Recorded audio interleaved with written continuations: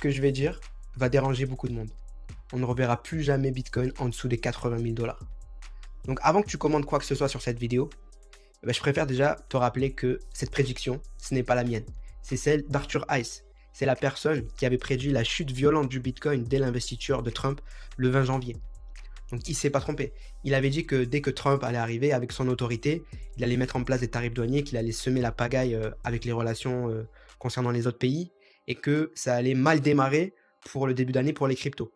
Pour autant, il était toujours bullish, optimiste pour le long terme, mais en tout cas, il disait que l'année allait très mal démarrer et qu'il voyait Bitcoin redescendre autour des 70 000 dollars.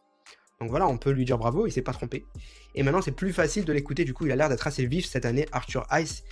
Et là, ce qu'il prédit, du coup, c'est qu'on ne reverra pas Bitcoin à 80 000 dollars, on ira d'abord à 110 000 dollars.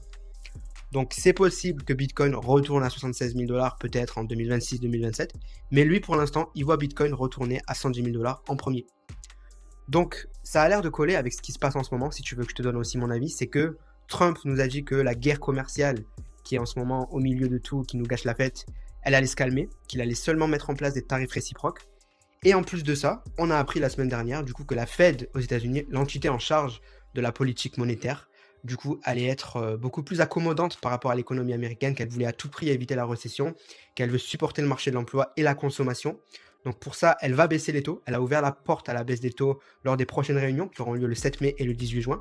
Et en plus de ça, du coup, ils vont peut-être faire du quantitative easing, de l'impression monétaire pour soutenir l'économie. Ça, c'est pas confirmé, mais encore une fois, ils ont aussi ouvert la porte.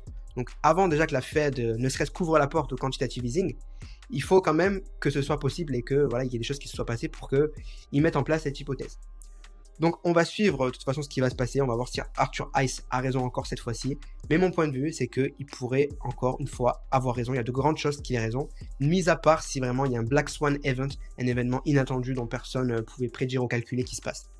Donc en attendant, je te recommande simplement de rejoindre mon canal Telegram 100% gratuit, je fais des messages vocaux tous les jours pour t'accompagner dans ce bull market crypto, je te donne mes conseils psychologiques pour réussir en crypto, et je t'informe des nouvelles en temps réel, donc le lien est dans ma bio, 100% gratuit, je te recommande de rejoindre et je te dis à bientôt.